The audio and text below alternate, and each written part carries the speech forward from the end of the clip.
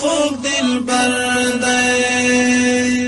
تیارې بدلې په رڼا شوې زمون خوږ خوږ دلبر دی په تورو شپو باندې راغلی سپین سهار د زمون خوږ خوږ دلبر دی خوږ خوږ دلبر دی ټولو انبیاو کې بهتر د زمون خوږ خوږ دلبر دی خوږ خوږ دلبر دی د هر عاشق د سترګو تور د زمون خوږ خوږ دلبر دی د هر عاشق د سترګو تور د زمون خوږ خوږ دلبر دی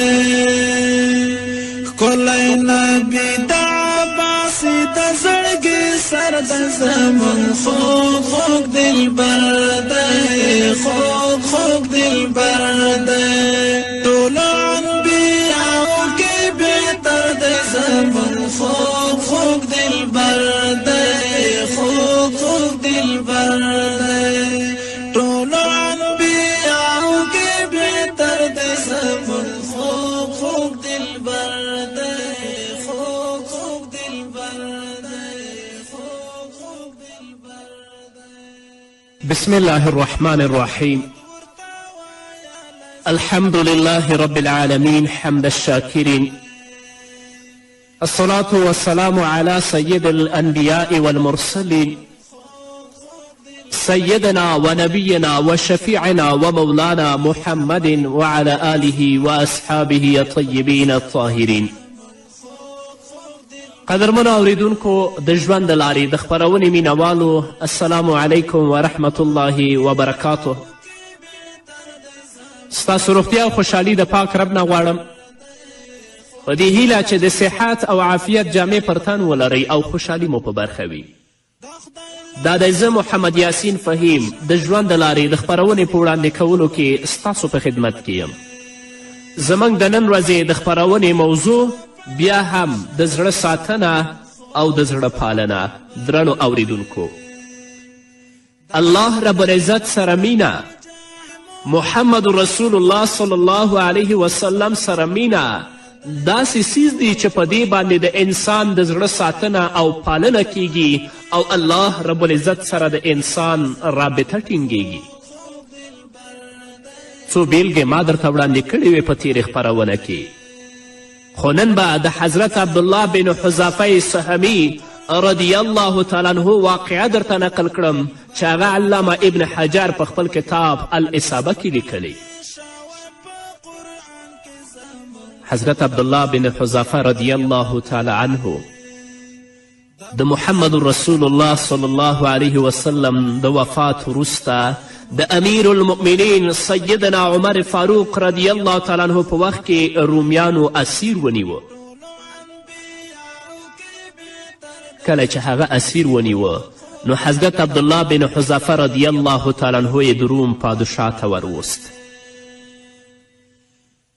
د حضرت عبدالله ابن حذافه رضی الله تعالی عنه سره 20 تنه نور صحابه کرام هم موجود ول او نیول شوي ول د روم پادشاه حضرت عبدالله ابن حذافه ته وویل آیا ته د دغه 20 کسانو مشر یې عبدالله بن حذافه رضی الله تعالی عنه ورته وویل هوکې زه د دې 20 کسانو مشر یم د روم پادشاه چې عیسوي ول حضرت عبدالله ابن حذافه ته یې وویل زه تا ته یو وړاندیز لرم هغه دا چې ته مسیحي شه ته عیسوي شه او زموږ دین ومنه زه به تا د دغه کار په بدل کې خوشې کړم حضرت عبدالله ابن حذافه رضی الله تعالی عنه په ځواب کې ورته وویل په الله قسم که ما ټوټې ټوټې کړې زه به له خپل دین څخه وانه وړم او نه به د محمد رسول الله صلی الله علیه وسلم مبارک دین پرېږدم د روم پادشاه وویل زه به خپله نیمه پادشاهي تا ته درکړم که ته زما دین ومنې او د محمد رسول الله صلی الله علیه وسلم مبارک دین پرېږدې عبدالله ابن حذافه رضی الله تعالی عنه په ځواب کې وویل په الله قسم که خپله او د عربو ټوله پادشاهي راته راکړې نو د یوې ګوتې د سر په اندازه به هم د محمد رسول الله له دین څخه سرغړونه ونه کړم او نه به د هغه دین پرېږدم که زه ټوټې ټوټې هم شم. د روم پادشاه عبدالله ابن حذافه رضی الله تعالی عنه ته وویل زه به تا ووژنم. عبدالله ابن حذافه رضی الله تعالی عنه په ځواب کې ورته وایي هر څه دی چې زړه غواړي هماغسې وکړه. نو په دې توګه یې حضرت عبدالله ابن حذافه رضی الله تعالی عنه راونیوه او په صلیب یې راځوړند که او خپلو غشو ویشتونکو ته یې وویل چې د هغه لاسونه په غشو باندې وولئ. عبدالله ابن حذافه یې په دار راوزړوه او د روم پادشاه خپلو غشو ویشتونکو ته وویلې چې تاسو د عبدالله ابن حذافه لاسونه په غشو باندې وولئ. هغوی هم د عبدالله بن حذافه لاسونه په غشو وویشتل. ورپسې د روم پادشاه ورته وویل ته خپل دین نه پرېږدې او زما دین نه منې. عبدالله ابن حذافه رضی الله تعالی عنه سر ورته د نه په دود وخوځوه چې هیڅکله زه خپل دین نه پرېږدم او هیڅکله زه ستا دین نشم منلی. نو دا ځل د روم پادشاه د خپلو غشو ویشتونکو ته امر وکړ چې په پښو یې په غشو وولئ.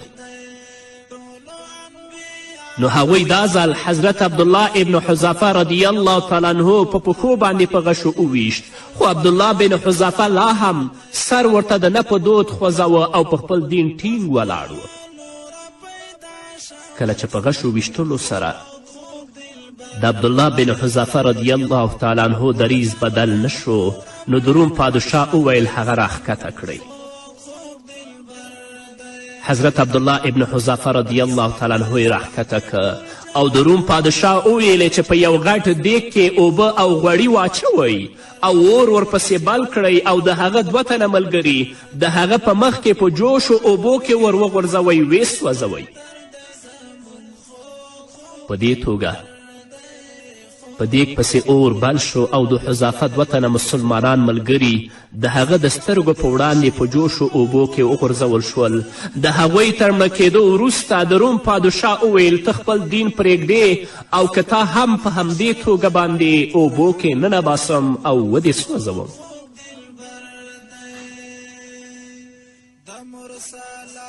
حضرت عبدالله ابن حذافه رضی الله تعالی عنه د روم پادشاه ته وویل هر څه دی چې زړه غواړي هماغسې وکړه، زه کله هم د خپل دین نه پرېږدم. د روم پادشاه وویل هغه راواخلئ او د جوش اوبو په دیګ کې واچوئ. نو د بادشاه له حکم سره سم چې کله بن حذافه رضی الله تعالی عنه د دیګ څنډې ته ودرول شو نو مبارک وژړل. رومیانو چې کله د حضرت عبدالله ابن حذافه رضی الله تعالی عنه ژړا ولیدله نو د روم پادشاه ته یې زیری ورکړه چې عبدالله ابن حذافه ویرېده. د روم پادشاه وویلې چې هغه راولئ. حضرت عبدالله ابن حذافه رضی الله تعالی عنه یې چې راوست، پادشاه ورته وویل آیا ته خپل دین پرېږدې او زموږ دین منې؟ عبدالله بن حذافه رضی الله تعالی عنه هماغسې په خپل دریځ ټینګ ولاړ و. سر یې ورته وخوځوه چې نه زه هیڅکله د خپل دین او د محمد رسول الله دین نشم پرېښودلی او ستا دین کله هم نشم منلی. په دې وخت کې پادشاه په قهر شو او حضرت عبدالله ابن حذافه رضی الله تعالی عنه ته وویل افسوس دې وي په ستا. او عبدالله ابن حذافه ته ویلې افسوس دې وي ستا پر حال، نو بیا ولې ژاړې چې کله خپل دین نه پرېږدې او زما دین نه منې نو بیا ولې ژاړې؟ حضرت عبدالله ابن حذافه رضی الله تعالی عنه ورته وویل د دیګ په څنګ کې چې ودرېدم نو ژړا په دې خبره راغله چې یوازې یو ځان لرم، نو دا هیله مې وکړه چې کاشکې مې د بدن د ویښتانو په اندازه وجودونه او ځانونه لرلی او یو بل پسې مې د الله رب العزت په لاره کې قرباني کړي وای. اوس خو به یو عبدالله ابن حذافه د الله په دین کې د الله دین لپاره قربان شي. کاشکې چې ما 1000 تنه درلودلی او ټول تنونه مې د الله په دین کې قرباني شوي وای. وګورئ درنو اوریدونکو، زموږ او د هغو خلکو ترمنځ څومره واټن او څومره فاصله ده. موږ لا هم په دې فکر کې یو چې آیا د نامحرمو ښځو د لیدو پر وخت خپلې سترګې ښکته واچوو او که نه. موږ لا هم وایو چې نشو کولی د ګناهونو په وړاندې مقاومت وکړو. موږ لا هم وایو چې موږ نشو کولی ځکه موږ ناتوانه او خوارځواکي یو. حضرت عبدالله ابن حذافه رضی الله تعالی عنه د هغه کلک دریځ او له الله سره د هغه مینه وګورئ. هغه د دې په خاطر نه ژړل چې مړ به شي، هغه د دې په خاطر ژړل چې یوازې یو ځان لري. هغه له ځان سره دا هیره درلودله چې ډیر ځانونه یې لرلی او یو د بل پسې د الله په لاره کې قرباني کړي وای. دا ځکه چې د هغوی په زړونو کې د الله مینه پرته وه. هغوی د الله په مینه باندې د خپلو زړونو ساتنه او پالنه کړې وه. هغوی د الله په مینه باندې د اسلام خوږوالی او د ایمان خوږوالی درک کړی و. نو الله رب العزت دې خپلې مینې ته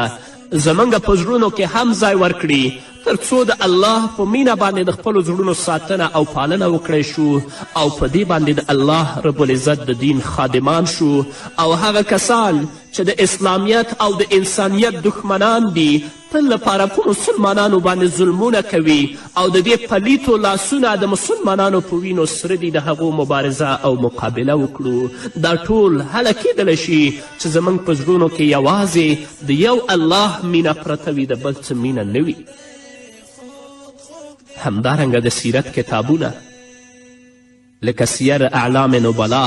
د حضرت عروه بن زبیر رضی الله تعالی عنه واقعه را نقلوي. عروه بن زبیر د ام المؤمنین حضرت عایشې رضی الله عنها خوریی و او د عبدالله بن زبیر رضی الله تعالی عنه ورور و. یوه ورځ له خپل کوچني ماشوم سره یو ځای د ام المؤمنین حضرت عایشې رضی الله عنها لیدو دپاره دمشق ته ولاړ. په دمشق کې د هغه کوچني زوی له اسونو سره ساتیري کوله چې اسونو تر پښو لاندې که او هلته مړ شي. عروه ته 2-3 ورځو وروسته د پښې په ناروغي اخته شو. طبیبانو ورته وویل چې د پښې له غوڅولو پرته بله هیڅ لار نشته.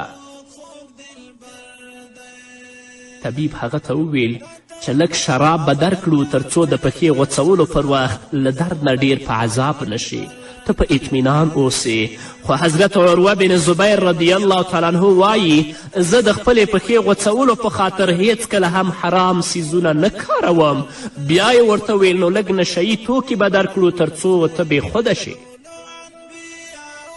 هغه بیا رد کړه او ویل زه نه غواړم چې د بدن یوه برخه مې رانه غوڅه شي او هیڅ ثواب دې پرې ونه ګټم. بیا یې ورته وویل نو داسې به وکړو چې یو څو کسان به راولو چې تا ټینګ ونیسي. عروه بن زبیر وویلې زه یې خپله راولم. دوی وپوښتل څنګه؟ ده وویل لږ مې پرېږدی چې په لمانځه ودرېږم. هر کله مو چې زه د خپل رب په وړاندې په خوشو کې ډوب ولیدم او پوه شوئ چې نور په دې دنیا کې نه یم، نو بیا لږ انتظار وکړئ چې کله سجدې ته ولاړم بیا مو چې څه زړه غواړي هماغسې وکړئ، ځکه هغه وخت به زه له خپل رب سره یم. په دې توګه هغه چې کله سجدې ته ځي نو طبیبان یې د پښې په غوڅولو پیل کوي، خو په دې وخت کې یوازې د سبحان الله، الحمدلله، الله اکبر نعرونه پرته د عروه بن زبیر له خولې نه بل څه نه پورته کیږي. هر څومره چې دردونه زیاتیږي هغه په لوړ غږ تکبیر وایي الله اکبر، لا اله الا الله، الله اکبر، تر دې پورې چې وینه یې په تیزي سره بهیده. طبیبانو یې د وینې د مخنیوي په خاطر جوش اوبه راوړې او هغه یې په پښه ور واچولې. په دې وخت کې هغه بېهوشه شو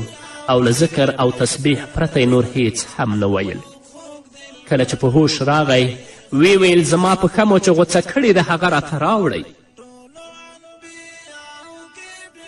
کله چې د حضرت عروه بن زبیر رضی الله تعالی عنه پښه ورته راوړه، عروه بن زبیر وویل ای الله،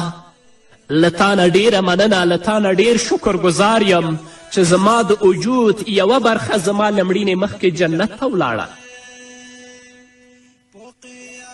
بیا یې خپلې پښې ته وکتل او وی ویل ای الله، ته خو پوهیږې چې زه هیڅکله هم په دې پښه د ګناه په لورې نه یم تللی. او بیا یې زیاته کړه ای زما پروردګاره، ټوله ثنا او صفت تا لره دي، زما له 4 غړو څخه دې یو واخیست او 3 تنه دې راته پرېښودل. ټوله ثنا صفت تا لره دي چې زما یو زوی دې واخیست او 6 نور دې راته پرېښودل. ای زما پروردګاره، زه له تا نه مننه کوم او ستا شکرانه ادا کوم د هغه څه په اړه چې ما ته دې راکړي او د هغه څه په اړه چې له ما دې واخیستل او د هغه څه په اړه چې ما ته دې پرېښودل. درنو اوریدونکو، وګورئ د حضرت عروه بن زبیر رضی الله تعالی عنه صبر ته. هغه د الله رب العزت د مینې په خاطر، د الله رب العزت د دین په خاطر لږ څه نه څه شراب او حرام نسکي چې د پښې درد یې پې خراب شي، بلکې د الله ته رجوع کوي، په مانځه باندې درېږي، د خپل د درد سکون او د خپل درد د اطمینان الله سره په ملاقات کې غواړي. دا ځکه چې هغوی د الله رب العزت د مینې په وسیله باندې د خپلو زړونو پالنه او ساتنه کړې وه. هغوی دین پیژندلی و، هغوی پیغمبر پیژندلی و، هغوی الله پیژندلی و، هغوی ایمان پیژندلی و. افسوس دی وي د هغو کسانو پر حال باندې چې تل لپاره د الله د اوامرو نه سرغړونه کوي، په حرامو، په منکراتو او د شرابو په څکلو باندې اخته دي. یوه ورځ به تاسو الله په خپل حضور کې دروي، الله رب العزت به د ستاسو د ژوند ستاسو نه پوښتنه کوي، هلته به بیا خپل رب ته تاسو څه ځواب وایئ. نه درنو اوریدونکو، راځئ د تضرع د عاجزي لاسونه خپل رب ته لپه کړئ، د خپلو ګناهونو بخښنه د خپل رب نه وغواړئ. الله غفور ذات دی، الله رحیم ذات دی، الله غفار ذات دی، الله ستار ذات دی. الله به ستاسو عیبونه پټ کړي، الله به ستاسو ګناوې درته وبخي، خو په دې هیله چې په اخلاص سره الله ته لاسونه پورته کړو. الله رب العزت نه ځان لپاره او تاسو لپاره او ټولو مسلمانانو لپاره د نیکو اعمالو توفیق غواړم. نور به مو واورو درنو اوریدونکو، خو د یوې دمې نه وروسته. خوب دلبر دی جاری بدالی پرنا شو زمون، خوب دلبر دی پتورش پو باندې راغلی سپین سهار د زمون، خوب دلبر دی، خوب دلبر دی. ټولو انبیاو کې بهتر دی زمون، خوب دلبر دی، خوب دلبر دی. د هر عاشق د سترګو تور دی زمون، خوب دلبر دی. د هر عاشق د سترګو تور دی زمون، خوب دلبر دی. ښکلی نبي د عباسي د زړګي سر د زمون، خوب دلبر دی، خوب دلبر دی. ټولو انبیاو کې بهتر دی زمون، خوب دلبر دی، خوب دلبر دی. ټولو انبیاو کې بهتر دی زمون، خوب دلبر دی، خوب دلبر دی، خوب دلبر دی. درنو اوریدونکو، بیا هم زموږ سلامونه او نیکې هیلې ومنئ، په دې هیله چې تر دې دمه تاسو زموږ ملتیا کړې وي. حضرت جنید رضی الله تعالی عنه هم یو جلیل القدر تابعی دی. حضرت جنید رضی الله تعالی عنه یوه ورځ د تابعینو په یوه ډله کې ناست هغوی په دې اړه خبرې کولې چې د چا به له الله سره ډیره مینه وي په هغوی کې یو تن وویل هر څوک چې شپه د الله په مینه ویښه تیره کړي هغه به له الله سره ډیره مینه په هغوی کې یو تن وویل دغه ځنې کټ کړه په هغوی کې یو تن وویل هر څوک چې شپه د الله په مینه ویښه تیره کړي هغه به له الله سره ډیره مینه ولري یعنې ټوله شپه ولاړ وي الله رب العزت ته زاری کوي کله مونځ کوي کله تلاوت کوي او کله د خپله سترګو نه د افسوس و د حسرت اوښکې تویوي خپل رب ته ژاړي او د خپل رب نه د خپلو ګناهونو بخښنه غواړي داسې کس به الله رب العزت سره ډیره مینه ولري یو بل تابعی وویل څوک چې له نیکو کسانو سره ناسته ولاړه ولري او له بدو کسانو سره ناسته ولاړه ونه کړي یو بل تن وویل دغه ځنې کټ یو بل تن وویل څوک چې له نیکو کسانو سره ناسته ولاړه ولري او له بدو کسانو سره ناسته ولاړه ونه کړي هغه به د الله رب العزت سره ډیره مینه ولري ځکه له نیکو کسانو سره ناسته ولاړه او د هغوی سره مجلس کول انسان الله ته نږدې کوي او له بدو کسانو سره ناسته ولاړه انسان د الله نه لرې کوي او شیطان ته نږدې کوي خو په تأسف سره باید ووایم چې نن ورځ موږ د نیکانو مجلس پریښی موږ د نیکانو مجلس پریښی حتی په پریښودلو باندې اکتفام نه کوو د ځینې منافقینو په خبرو باندې موږ لمسول کیږو نیکانو خلکو پسې بدو ردې وایو او د بدانو په مجلس کې ګډ یو یوه ورځ به الله ته درېږو او الله ته به ځواب وایو کله چې حضرت جنید رحمه الله ته وخت راورسید چا ورته وویلې ای جنیده ته په دې اړه څه نظر لرې حضرت جنید رحمه الله وویل له الله سره ډیره مینه لرونکی بنده هغه دی چې خپل ځان هیر کړي او د الله له یاد سره یې ځان تړلی وي د الله رب العزت حقوق ادا کړي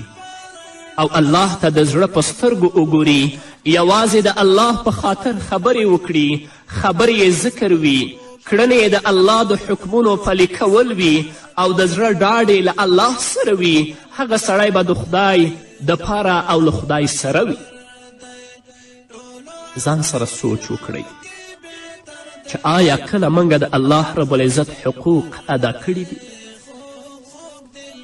د الله رب العزت اوامر او د الله رب العزت احکام موږ منلي او په هغو باندې عمل کړی او که د هغو نه سرغړونه کړې آیا کله موږ د الله لپاره خبره کړې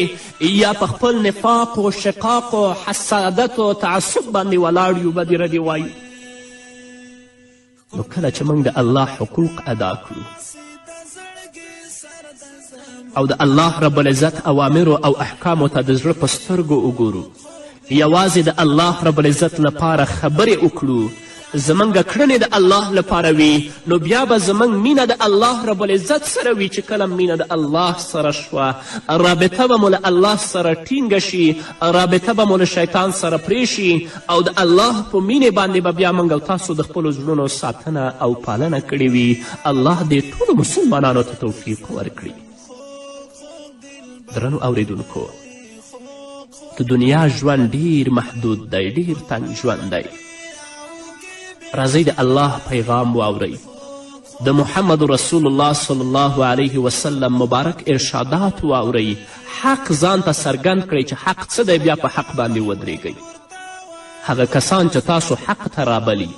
هغه کسان چې تاسو د الله دین ته رابلي هغه کسان چې تاسو ته د الله پیغام او د محمد رسول الله صلی الله علیه وسلم ارشادات بیانوي هغو پسې بدې ردې مه وایئ کنې انجام به مو خراب وي او په آخره خاتمه کې به او آخره خاتمه به مو خرابه وي د دنیا نه به بې ایمانه لاړ شئ راشئ حق ته غاړه کیږدئ چې حق څه دی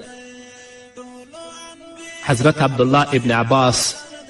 رضی الله تعالی عنه له الله سره د مینې یوه بله نمونه ده. هغه وایي دغه ځنې کټ علما کرام لیکي چې د حضرت عبدالله ابن عباس رضی الله تعالی عنه له الله رب العزت سره ډیره زیاته مینه وه،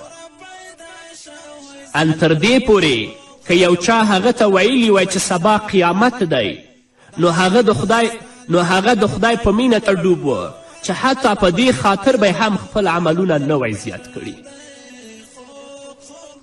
هغه د الله رب العزت په مینه کې دومره ډوب و، د الله په عبادت کې دومره مصروف او مشغوله و که چا هغه ته ویلي وای چې سبا قیامت دی، نو هغه به په خپلو عملونو کې کله هم بدلون نه وای راوستی. دا هغه کسان دي چې الله رب العزت د دوی په هکله باندې وایي رضی الله عنهم ورضو عنه ذلک لمن خشی ربه. الله رب العزت له دوی نه راضي شه او دوی د الله نه راضي شه، او دا د الله رب العزت رضا د هغه چا لپاره ده چې هغوی د الله نه ویریږي. نو راشئ ای د الله بندگانو، زموږ خویندو او ورونو د الله نه وویریږئ، د الله نه حیا وکړئ. الله ته به یوه ورځ درېږو، عملونه هم د قرآن او د سنت موافق کړئ تر څو چې الله رب العزت څخه په اوچته غاړه باندې ودرېږو او الله رب العزت موږ او تاسو جنت ته داخل کړي. او که خدای مکړه د الله رب العزت د مینې په ځای زموږ په زړونو کې د فساد، د فحشا، د منکراتو او د دنیا مینه پرته وي، نو بیا د زړونو ساتنه او پالنه نشو کولی، الله ته نږدې کیدلی نشو، بلکې زموږ رابطه له شیطان سره ټینګیږي. نو شیطان سره هم چې رابطه ټینګه شوه، هغه به زموږ په زړه سور وي، لکه چې یو چرسي موټر ته ناست وي چې په هرې کنده کې وغورځو خلک یې هلاک کړل، هلته به یې غورځوي. نو الله رب العزت دې زموږ رابطه له شیطانه پرېږدي او خپلې مینې ته دې زموږ په زړونو کې ځای ورکړي تر څو چې الله زموږ نه راضي شي. حضرت علامه ابن تیمیه رحمه الله فرمایي په دنیا کې یو جنت دی، څوک چې دغه جنت ته داخل نشي هغه به د آخرت جنت ته هیڅ کله هم داخل نشي. د علامه ابن تیمیه رحمه الله نه چا پوښتنه وکړه هغه څنګه؟ ابن تیمیه ورته وویل هغه له الله سره د معرفت، مینې، انس او اشتیاق جنت دی. هغه همداراز وایي د دنیا ډیر بېوزله خلک له دنیا څخه ولاړل، خو د دنیا تر ټولو ډیر خواږه یې ونه څکل. چا وپوښتل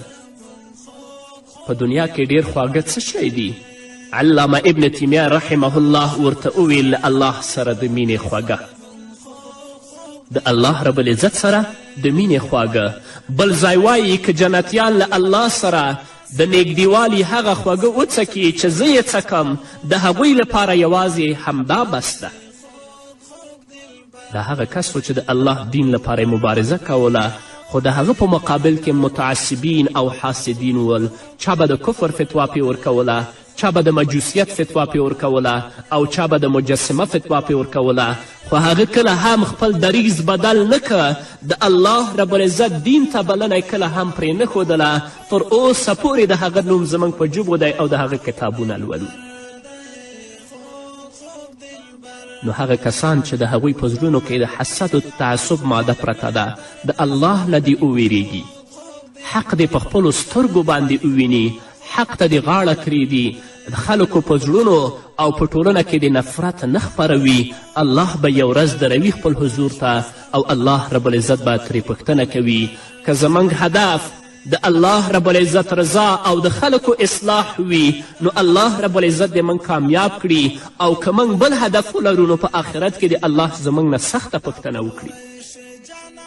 نو راځئ په زړونو کې د الله مینې ته ځای ورکړئ تر څو چې الله رب العزت زموږ نه راضي شي او الله رب العزت موږ او تاسو په ټول جنت ته داخل کړي. په همدې هیله درنو اوریدونکو دا وه زموږ د نن ورځې خپرونه چې ستاسو درانه حضور ته وړاندې شوه. تر بلې خپرونې پورې چې زه بیا هم ستاسو درانه حضور ته راځم، تاسو ټول په لوی الله سپارم. پاتې ژوندم نیکمرغه، ښاد، بریالي او کامیابه اوسئ.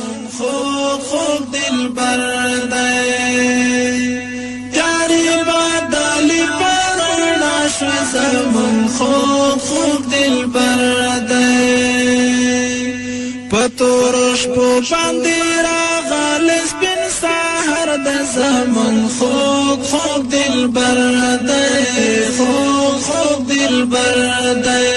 ټولو انبیاو کې بهتر د زمون خوب دلبر دی